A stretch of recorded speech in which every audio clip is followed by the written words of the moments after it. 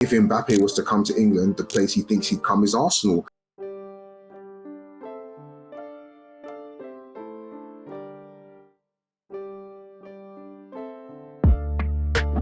I think earlier in the summer we had Ramsdale signed a new contract. Obviously, Saka signed a new contract. Some signed earlier on in the season.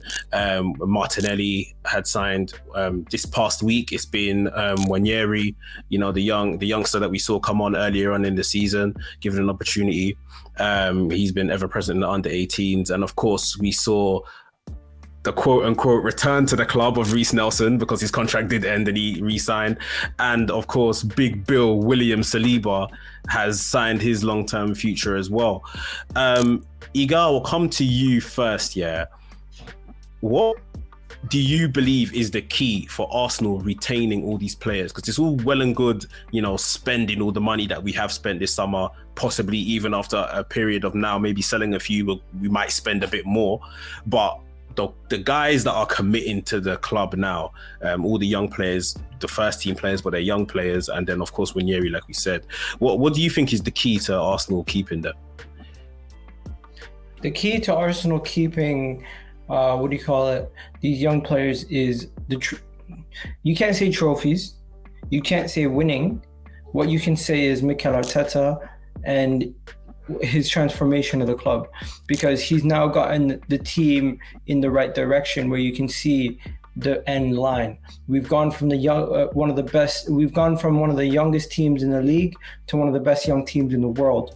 And now potentially these players are looking around and they're saying there's no actual project that's better than staying at Arsenal. Bukayo Saka looks around and he's like, I could leave Arsenal, but there's nowhere in world football I would go and I'd be given the same level of game time and the same level of importance in the team. William Saliba, PSG come knocking. He's like, I don't really want to go to PSG right now. I think it's more stable at Arsenal. Odegaard, same thing. He looks around. He's like, I'm the club captain. I'm so important. They've trusted me, and it's like I owe them that trust back. Martinelli, I came from the 3rd division of Brazil. They believed in me. I kind of owe them. So I feel like this first contract, every single one of those players kind of feel like they owe Arsenal. Where we're gonna struggle to keep them is probably if we don't have the same level of success going into their second contract. But this first contract, he built these players up. They're not bigger than the club. None of them are. They're literally players that nobody would have wanted or nobody even knew about before they started playing for Arsenal. So based on that, they have a level of affinity to the club, connection to the club. And who are they to say, I want to leave? They can't, really and truly. Look at any of them. Bukayo Saka, he goes to Man City. He's going to be a rotation player. Yes, he might pick up trophies, but he's not in an age or of his career where he'd want to go and chase trophies at this point. And he can still do that here. Last season we challenged. That was another pivotal point. Challenging last season is what made people say, you know what, there is a finish line, there is somewhere. And if they win the league with Arsenal, some of these guys could become club legends. They leave right. If they would have jumped ship this season, it would have been easy to go to a City and win a couple trophies. But you're not going to be remembered the same way you'd be remembered at Arsenal, coming from the academy, going to help us win a league title. So these guys have the incentive, they have that backing, and they kind of have a chip on their shoulder because we were the ones that believed in them and when nobody else did. So I think that's why. Yeah, there's some good points there. Paul, is there anything in terms of, the key factors that you would think is why these guys want to stick around? Yeah, I think coming from like the academy level first and foremost, it's like seeing someone like Ethan Wanyeri stay and signing the biggest contract of an academy player, I think within Arsenal. I think it's still important to show players coming up from the ranks that there are spaces. If you can go to that next level, if you're the best of the best, there is a position, we will believe in your talent, we will back you. And I think those sort of things are important, because otherwise your academy prospects just think, like all the guys, everyone's playing in my position, they're buying people all the time, this and that. There still needs to be that incentive. So I think making that signing was really important. Similar to what Iga was saying, I think a lot of the players now,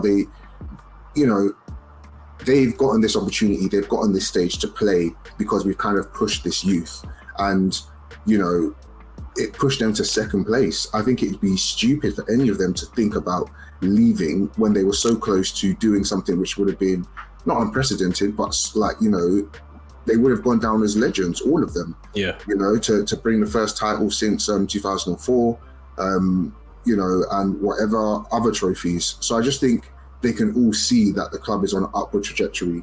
Like I said before, I think the next contracts becomes tricky because if we're successful, it's likely they'll probably want to stay more. But if we're not, that's when, we probably have some hard conversations about who to try and keep, who to let go to get most value for and things like that. But I just think the way we're keeping these players, we're giving them these contracts, and the kind of players that are coming in, people are seeing Arsenal as such an exciting project. And, we're signing guys for over 100 million, all in. We're signing guys, hot prospects from different leagues. And, even to the hearing that if Mbappe was to come to England, the place he thinks he'd come is Arsenal. And I know that's all just, we're not getting excited. We're not thinking that's going to be like a reality or anything. But these are the sort of things that just show people that, this is the place to go in England if you're serious about, building your career and potentially in the next couple of years, by God's grace, winning some things. So, yeah. Yeah, I mean, it's interesting you both mentioned this second contract, which I guess the way Arsenal have been negotiating will probably come up for a lot of these players in the next 2 to 3-ish years, even though they're on like 4 or 5 year deals or whatever the case is. And the way I'm seeing it, like it's a bit of it's a sad time in general, because it's like we want to be successful now, right? If we are successful in the next 2 to 3 years, some of these guys will be a bit further on, mid-20s, and it might be, then the Barcelonas, the Real Madrids, some of them returning to their native countries for the biggest clubs. It could be something that, might be attractive to them. At the same time, sad. It's not sad. It's not sad. It's a good thing. Really and truly, this is where they can establish themselves in football as a big player, as a big name player. Like a guy like Gabriel Magalhaes didn't get picked for the Brazil national team. He became a monster in the second half of the season. If he goes and is one of the best defenders in the Premier League, helps Arsenal win their first league title in 30 years, does something else magical and maybe wins us a Champions League, he's not going to leave. The guy is going to sign another contract.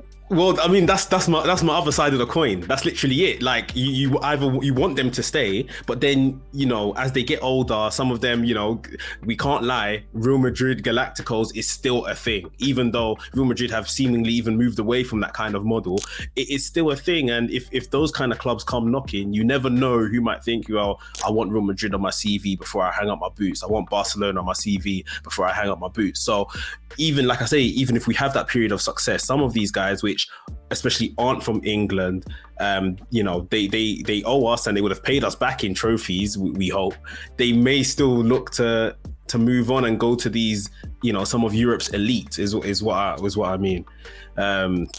It's techie. Like, I think we've done the good part in getting them down on their current contracts, but depending on our level of success, obviously, if we don't have any success, then it becomes a very easy decision for a lot of them that I might need to seek further afield to get that trophy before my career ends. But there is some people that they want some of those big brand names on their CV as well, and hopefully we don't have them in our team. It's not like a mercenary situation.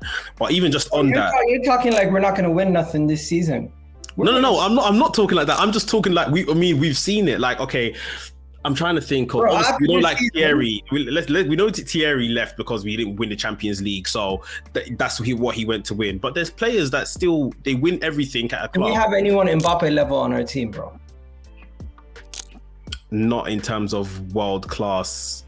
So who are any of these guys to be entitled to say, if we don't win the Champions League at Arsenal, we have to leave?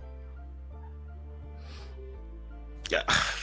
Saliba, that's it. Really and truly, we win the Premier League this season. All of them are going to be incentivized to stay for the next 3 years, at least, right? And if we don't win the Premier League this season, next season we try to go again with some changes. I honestly don't think that this whole thing about if they last to the end of their contract and they don't win, we've failed as a club and they should leave. No, I hear that. it shouldn't be a situation where it's sad. The honest truth is, if we respect our players, they don't deliver, they should leave. Because at the end of the day, they couldn't get us over the line. We need to find other people that can get us over the line. But I do believe these guys are going to deliver for us, and I do believe that they're good enough to do so. And if they can't compete at Arsenal, it's not because we don't have enough good players. Because now we have built a squad. It's because either them or the manager were not capable of getting us over the line. Yeah, no, I definitely hear that. I mean, I think what's worked in our favor with these signings as well is the hard work I guess Arteta done with getting rid of some of the quote unquote mercenaries in Aubameyang and Ozil and all of these kind of names. How important does that kind of pay dividends now to what we've seen with being able to sign players for bigger fees and retain the ones we've retained? My thing is, I already said this at the beginning.